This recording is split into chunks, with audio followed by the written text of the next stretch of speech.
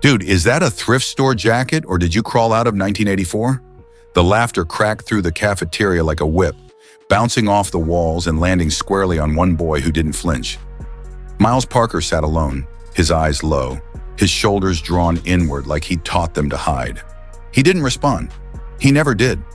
But what no one knew, what none of them could see, was that today, everything was about to change.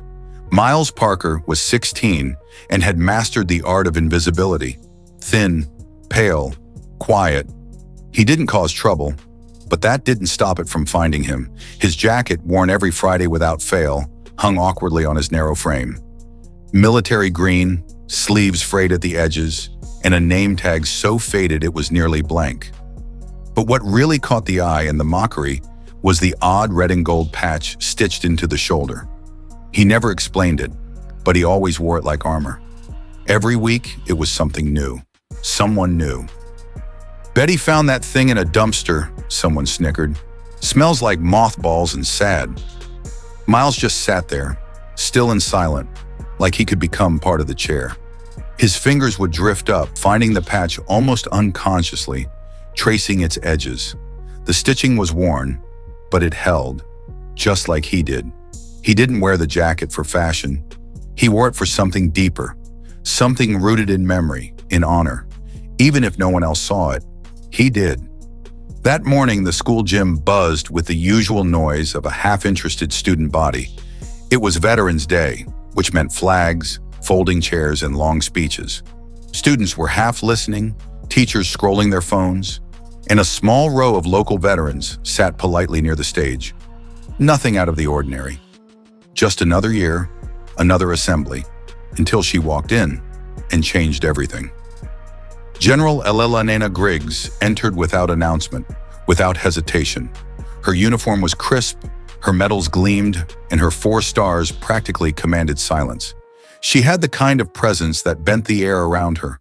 Tall, broad-shouldered, proud. Her every step seemed to say, "I have seen things, I have done things, and I am not here for pleasantries." The principal rushed to greet her, but she didn't slow down. Her eyes were scanning. And then, they locked onto one person, Miles.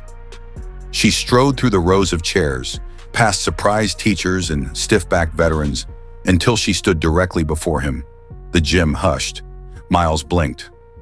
"Where did you get that jacket?" she asked, voice firm. Even. Slowly he rose. "It belonged to my grandfather," he said, swallowing hard. "Staff Sergeant Roger Parker. He served in Vietnam. He died before I was born." Something flickered in the general's eyes.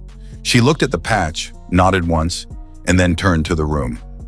"That patch," she said, her voice now cutting through every corner of the gym, "is from the Recon Lightning Unit. I haven't seen one in years." Students sat straighter. Teachers leaned in. It was awarded to only a handful of men. During the Battle of Dak To, 32 soldiers went in. 6 came out. They volunteered for missions most refused. She turned back to Miles. "Your grandfather, I knew him. He saved lives. He trained me." You could hear the breath leave the room.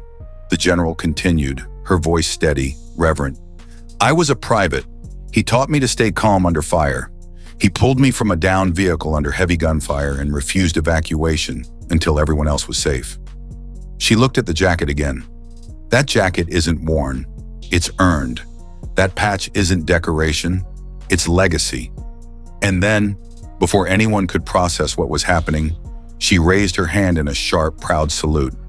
Miles froze. A 4-star general was saluting him. His hands trembled as he returned the gesture. The room erupted, not with confusion or mockery, but with applause. Veterans stood first, then teachers, and finally students. A gym that had laughed at a jacket now honored it, not because it was trendy, but because it carried a piece of history on its shoulder. And in that moment, Miles wasn't invisible. He was seen, truly seen, for the first time.